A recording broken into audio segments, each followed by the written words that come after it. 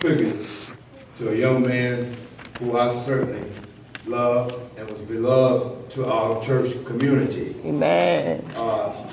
It is understood it's not what we take when we leave this world behind, it's what we leave behind that truly matters most. And certainly, dear Monty, with his effervescent smile, Amen. his bubbly spirit, Yes. has left something in each of our hearts and our minds. I'm greatly honored by the presence of his grandmother, great-grandmother, Mother Chapman. Amen. She made sure he was in church. Oh, yeah. And that's how I first got to meet him.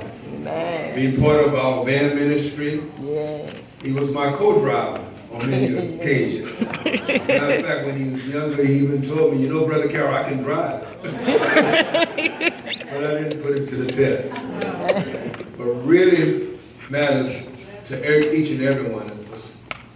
Christ said, suffer the little children. Amen. That means we should teach, train, love, and embrace our children. Yes. For we know not when God is going to call them home. Oh, no. They must be ready. They must know God.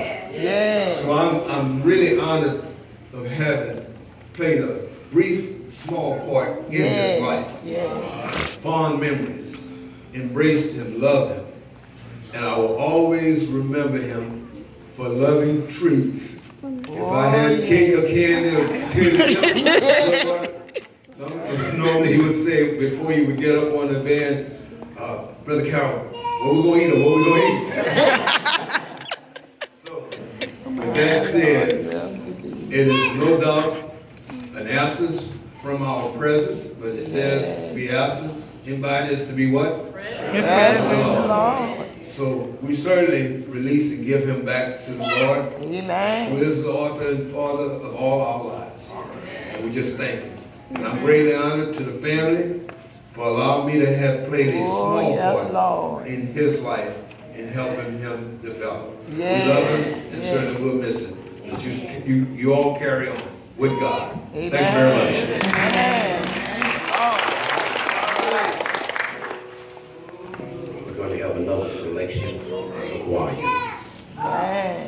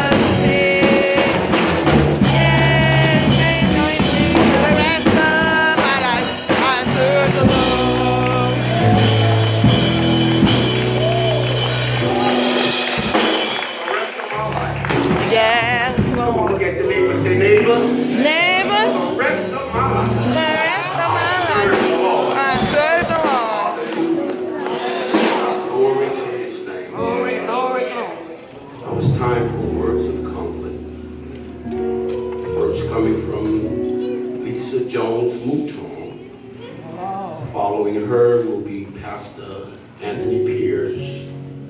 Following him will be Pastor Williams. And at the end will be Superintendent Donald Lancelot. Please come in that order. One more thing. 2 minutes. Amen. We do have a pastor that will bring the word. Amen.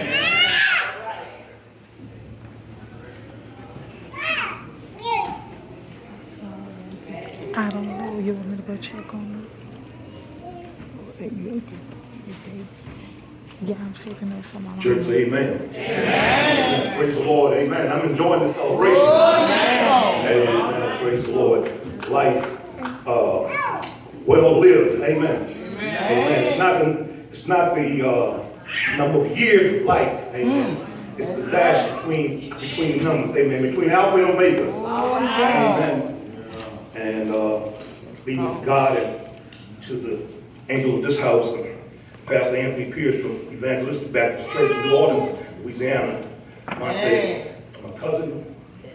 I just come to say to the family and to friends and everyone that are here today. Yeah. When I think about DeMonte's life, I think about the fact that it was right after high school that I came to know the Lord in a very real way. So I'm looking at so many of his classmates. I was around your age when I came to know the Lord. Growing up in New Orleans. I was traveling the fast lane. Nobody told me the bridge was out. But in the summer of August of 1973, I came to know Jesus. On the corner of Magnolia and 6th Street in the Magnolia Housing Project. Let me tell you something. The devil gave me 6 months. How many of you know the devil's a lie? I stand here today because of Jesus. So, as I look at you, knowing that it was not very long ago that I was sitting where you are now, wondering why one of my classmates left so soon. But it was Jesus that helped me to get through that time. And it's Jesus that's going to help you to get through this time. I just want to say this as I take my seat. I want to leave about 30 seconds on the clock. He bottles up every tear. He understands every fear. But you must put your trust in God. He knows the reason why at night you just sit and cry. But you must put your trust in God. Even though the load seems heavy and it seems like your world is falling apart. But just look up. Tomorrow's sun will let you know your life's not done. Just look around. Love pouring down. Trust in God. We've been made to do for a night. But when you know the Lord, joy comes.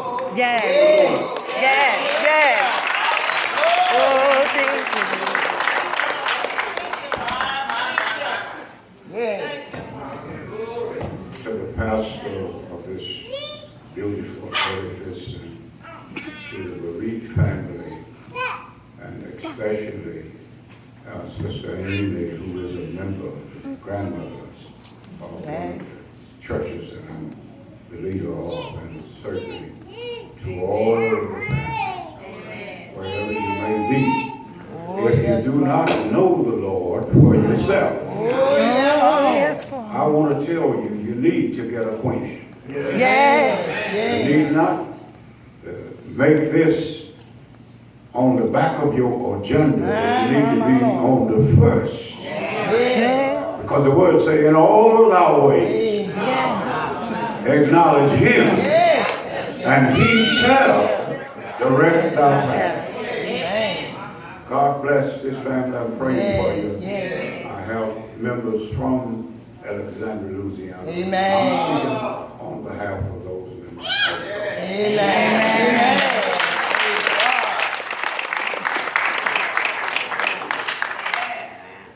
We do give honor to God, to the pastor of this house in his absence on today. To the eulogist, we're praying for him. To the family, bereaved family, those young people that are in the house today, as I contemplated this time time, there were several things that came across my mind. And one of the things is that the family members in this house that know the Lord and know Him in the pardon of their sin, God is already at work in your life, giving you the comfort that you need. Yes. He's already working in your life to give you the peace that you need, that passes all understanding.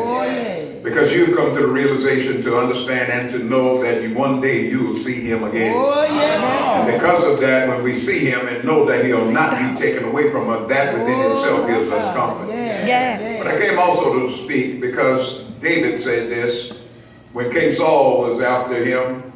David understood something, that because of what Saul was doing, there was only one step between him and death. The reality of today lets us know there's only one step between all of us and death. The reality comes home when it's a younger person. We settle it in our mind when it's somebody that reached the full age. But the fact remains there's one step between all of us and death. So I admonish our young people that's in here today, after today, you're going to need the Lord for His comfort. After today, you're going to need what the psalmist said, Lord, teach us the number of our days, that we may apply our hearts into wisdom. After today, you're going to need somebody that you're going to need to come to that can comfort you when nobody else has the word. And I offer to you today the Lord Jesus Christ, who said, come unto me all ye that labor and are heavy laden, and I will give you rest. Take my yoke upon you and learn of me, for my yoke is easy. My burden is light. Oh, I know our souls are heavy right now, but He said, if you come to me, you will find rest unto your soul. No other honor we can give Brother Demonte today is that some young person sitting in his house today say, I want what he had. I want to follow who he followed. I want to live like he lived. I want to be an example, because one day our number is going to come up. And when that number comes up, I want it to come with me knowing Him as our Lord and Savior. Family, we're praying for you. Keep your hand in the Lord's hand. You can't go wrong. He will lead you. He will guide you. He'll pick you up. He'll strengthen you. He'll comfort you. He'll sustain you if you wait on Him. Yes, Lord.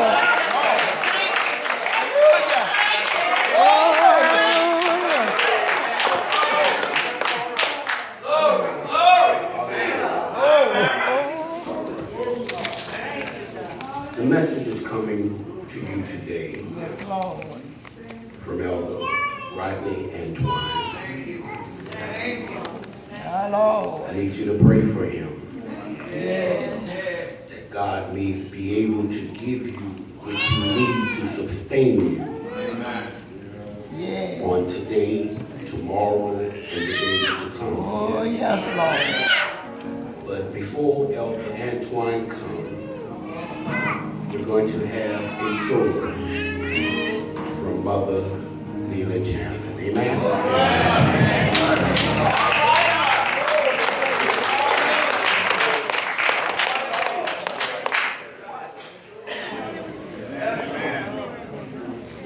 You know, ever since Demonte passed, all of the good things that I've heard, and he carried that smile. It was at all times, whether he was feeling good or if he was feeling good. From time when he would get up in the morning and come let you know, Mama, get up. Just sit up, fix me some coffee.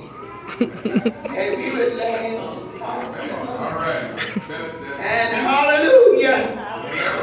He was a good job. He had no trouble. You know, that was just like Demonte. Hallelujah. And he didn't just do it around me. Everywhere he went, it was Demonte. Everywhere. And the Lord laid on my heart to sing this song because he had 19 years here. But his work that he did touching hearts with that beautiful smile. And the Lord is saying right now, may the word our Lord, oh, let it speak for me.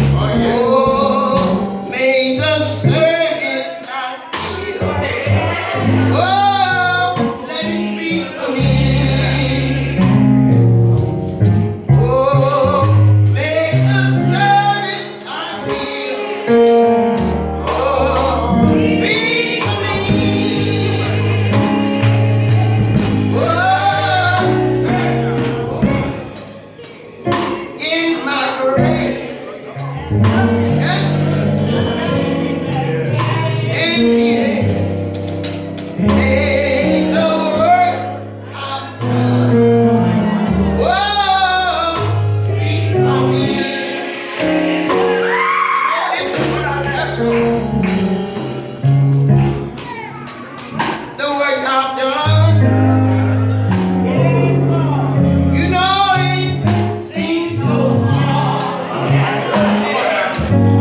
Oh, sometimes it seems. Oh, yeah, got nothing at all. Oh, you know, before I go, I want the Lord to say, well done. Take the word I've done. Woo! Speak for me. Oh, the work I've done. You know it seems so small. Hey, come on, come on. Yes, Oh, Lord. sometimes it seems like nothing at all. But you know,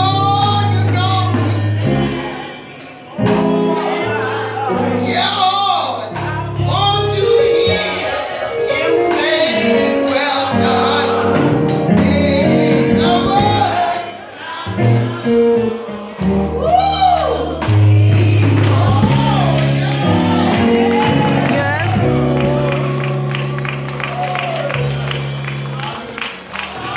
Say the work I've done. Speak for me.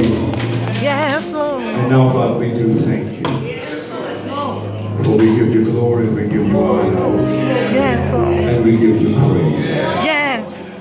Even right now, you're worthy to be praised. Right. So we lift your name on high and tell you thank you. Yes, Lord. So God, here we are needing to hear a word from you. Oh, yes, Lord. So speak to us today. Speak, Lord. Challenge us through your word. Yes, Lord. And let your anointing fall afresh. Yes.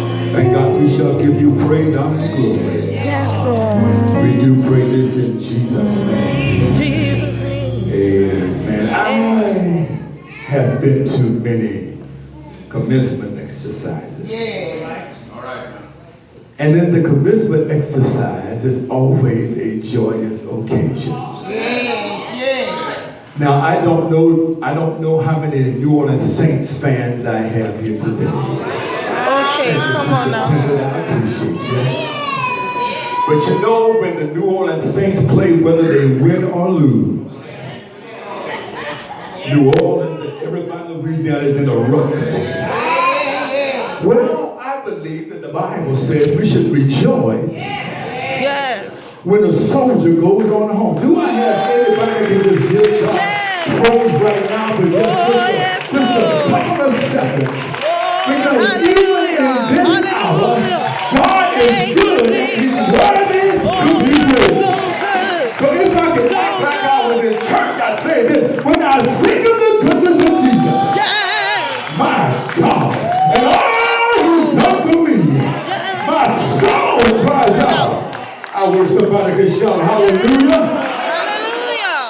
My God. So Thank God, you, even in Jesus. this hour, God is good and worthy to be praised. And we do honor the Lord on today, and to our pastor, my father in the gospel, in his absence, Bishop Proctor, to let me say this: I love working for superintendent. Last one, he made my job so easy. I appreciate you, sir. Superintendent don't make me go no greater than I am right now.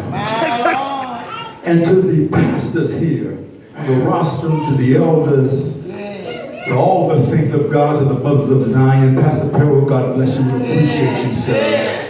Especially to my lovely wife, Sister Antoine. For even in this hour, we thank God for being here. Now, I won't be before you long if you help me preach. If you help, listen, I'm not in shape, so I don't have as much wind as I used to have. So if you help me preach, say amen every now and then. And if you slap me on my shoulder, don't hit me too hard. I won't be before you long. Let me say this about Brother Diamante. I had to laugh at myself when he was in the youth division when I would walk up there. Yeah. Because I have this thing, I just like messing with people, just see how far I can take you. And so I saw him up there sitting down, like, well, when he comes to our class, I'm gonna mess with him. I'm gonna mess with him, just to see if I can mess with him.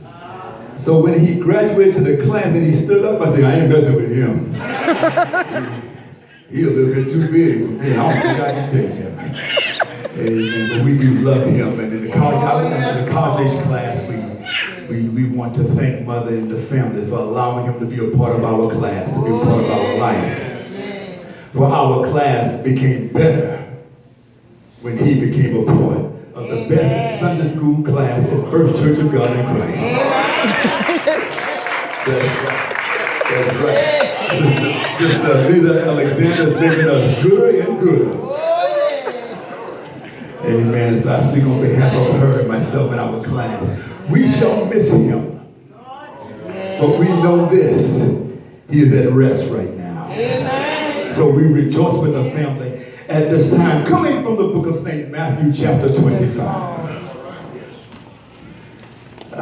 Just want to read 3 or 4 verses. But for your time of study, I'm asked that you read verses 1 through 13. But from that particular chapter, we find these words. Then shall the kingdom of heaven be likened unto 10 virgins which took their lamps and went forth to meet the bridegroom. 5 of them were wise, 5 were foolish. We'll jump all the way to verse 13. Watch therefore, for ye know neither the day nor the hour wherein the Son of Man cometh. And all the people of God said amen. Amen. Receive the praise of the Lord. Thank you so very much. I know I won't be before you very long because superintendent preached half the sermon. So I just got to do the other half. But on today, in commencement exercises, when the commencement address is given, it always needs a challenge. Oh, yes, Lord. So I want to challenge everybody in here, the young people, the adults here today. I want to challenge you from this thought. Will you be ready? Look at your neighbor and say, neighbor, will you be ready? Be ready. We must realize that this world is only a temporary stop. Someone sang a song and said, this world is not my home. Yes. I'm just a stranger passing through. Because of that, we must realize that we have something to look forward to after this life. And let me say this while I can, that everybody will live again. It's just a matter of where you choose to live. For the Bible declares, and as it is appointed unto men once to die. The thing about appointment is this. He does not say when it's going to happen. He doesn't say where it's going to happen. He doesn't say how it's going to happen. He just says it's going to happen. So because of that, it behooves us to be prepared for this afterlife. There is a brighter day ahead. Look at somebody and say, there's a brighter day. There's a brighter day ahead. That's why I like what the song says that says, weeping may endure for a night. For a night. Yes, you want to feel like crying right now. But tell somebody, just make it till the morning. Yes. And I want to let you know that the morning happens before the break of day. All you got to do is make it till midnight. And a brighter day is ahead. So because of that question, I want to ask you, will you be ready? And I want to say you can't be getting ready. Because getting ready means you have some work to do. But instead of getting ready, we have to, come on, say, be ready. I remember when I thought I was an athlete and tried to play basketball. Coach Hamilton used to always tell us, if you're not ready to go into the game, you're going to sit the bench. And so one day I tried it. He said, Rodney, get in the game. Well, I had on my warm-up and everything. He said, you ain't ready to sit the bench. We've got to be ready because we don't know when the Lord shall come. The difference is gives the implication that we have time, but time is right now. Yes. We need to look at what's happening in the world. We see trouble on every side. I'm almost finished. We sing the song, everywhere you go, there is trouble. Everywhere you go, there is strife. Everywhere you go, there is something that worries you. But the song gives up hope and says, but my God, come on, say, my God. My God is standing by. And all the trouble is a preview that Jesus is soon to return.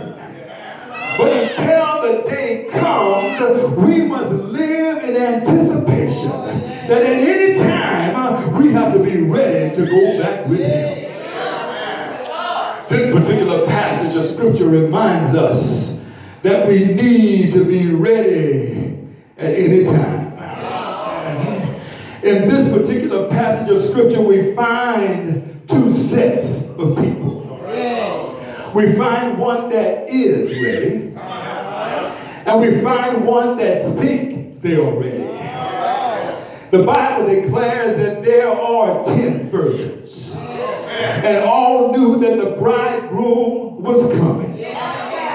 Just as in today's society, we all know that Jesus is coming back. And even though He's coming back, we still have some that are ready.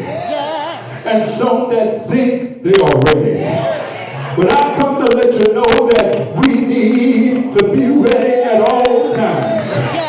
Because just when we don't expect it, He might come at any time. The Bible said that there were 5 foolish virgins, and there were 5 wise virgins. And the Bible said that the wise virgins had everything that they needed to prepare for the bridegroom. But the Bible says the foolish virgins, they just came with themselves. And I come to let you know, saints of God, it's time for us to stop playing church. It's time for us to get ready and to go back to be with the Lord. We've got to stop fooling ourselves, thinking that everything is all right. We've got to stop fooling ourselves, thinking that because we do this and that everything is going to be all right. But I want to encourage you today, even I feel like preaching now, even in this hour, that we need to get wrapped up. We need to get tied up and get tangled up in the blood of Jesus. The Bible declares that the bridegroom, He came at the midnight hour. And when He came at the midnight hour, there were only 5 virgins left. Because the other 5 virgins, they weren't ready to receive the bridegroom. And the Bible declared that when the virgins got back, they said, I need a little help. And I want to go back with the bridegroom. But because they weren't ready, the Bible declared that it's too late for you to go back. I want to encourage you today in my closing.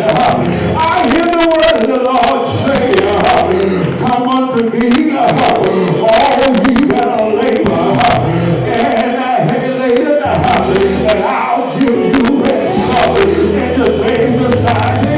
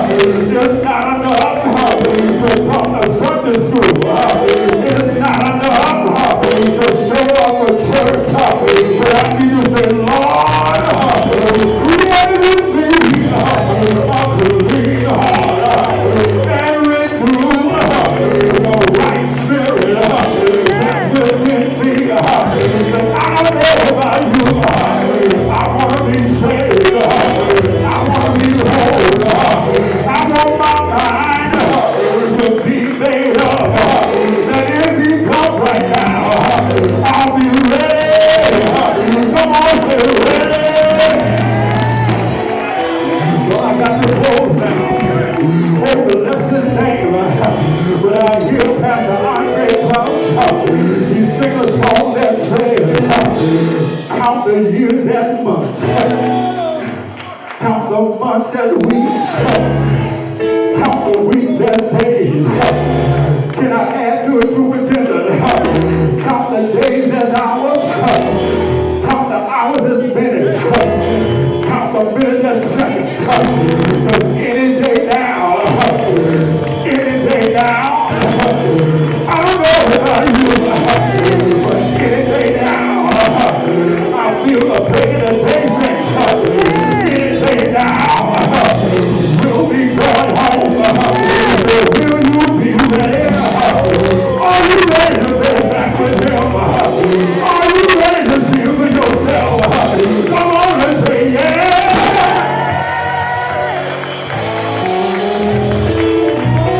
So in my closing, I got some words of encouragement. I show you a mystery. That we shall not sleep, but we all shall be changed. Changed from mortal to immortality. Changed from corruptible to incorruption. But I want to encourage you that the Almighty just went through a change. And in this change, no more pain. In this change, no more sickness. In this change, no more sorrow. In this change, no more pride. In this change, no more pain.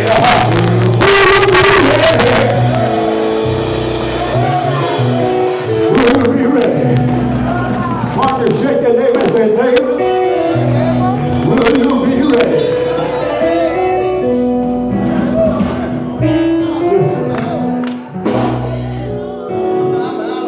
I know we have a lot of young people in here. And you think you might have time. But ask yourself this question. Will I be ready to go back with the Lord? Let me say this to the young people and then we'll finish. There's nothing wrong with living saved while you're young.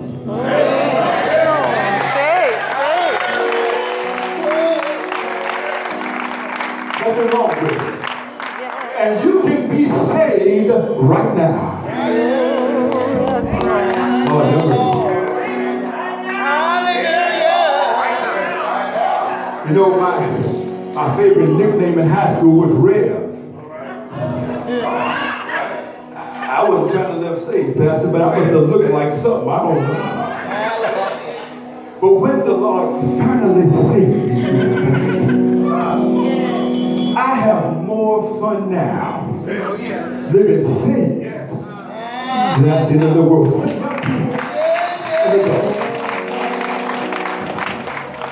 There might be one today. And I don't want you to do it because of the hour. I want you to do it because you want to be ready. Just in case the Lord would return right now. And it's very simple to be saved. The Bible makes it simple. Confess that you've sinned. Once you confess that you've sinned, ask God to forgive you. He says that you confess with your mouth the Lord Jesus. And believe in your heart that God raised Jesus from the dead. You shall be saved. It's that simple. You don't have to roll up and down the floor. You don't have to dance like Brother Champion. All you got to do is give your heart to the Lord. And look at somebody in the sun right now. So that there be somebody here today that wants to give your life to the Lord. I just want you to elevate your hand. Don't worry about who's next to you. Because they won't be able to speak to God on your behalf. there one? Yes, What Lord. extended invitation to you? Is there one? Yeah, Lord. That you're saying, Lord, I'm all messed up. Can I say like we say in my time, I'm all jacked up. Oh, yeah. And I need some help. My Lord. Everybody's got your eyes closed and heads bowed. Yes, Lord. Now, God, we do thank you. Thank you, Lord. Thank you. We give you glory. We give you honor. We give you praise. For you're worthy to be praised. Now, God, we ask that you come and comfort this family. In the name of Jesus. For you are a mender of broken hearts. So we say heal right now. In the name of Jesus. And there may be somebody that needs to be saved. So God, sometime between now and now, touch their heart. That they can come to you. And God, we shall give you all the praise. We give you all the honor. And we give you all the glory. We thank you even now for what you're doing. Thank you for strengthening the family. Thank you for touching them even right now. Even though they're grieving, you're speaking a word of comfort. And we give you praise for it. We give you all the honor. And we give you the glory. We do pray this in Jesus' name. Amen. Amen. I want to leave these words with you. That there is no sorrow that God cannot heal. The peace of God be upon you, family. And we all here, we're praying with you. That God will strengthen you to go through the days ahead. At this time, the funeral directors are coming. And we're going to rejoice.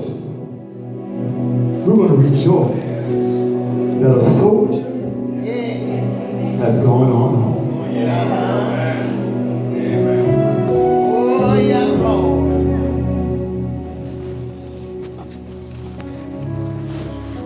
Gone, get to heaven. What a day of rejoicing. when we are.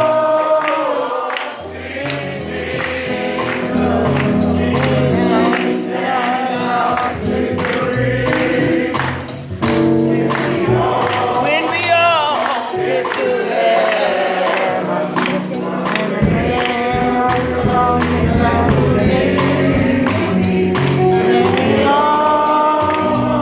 Get to be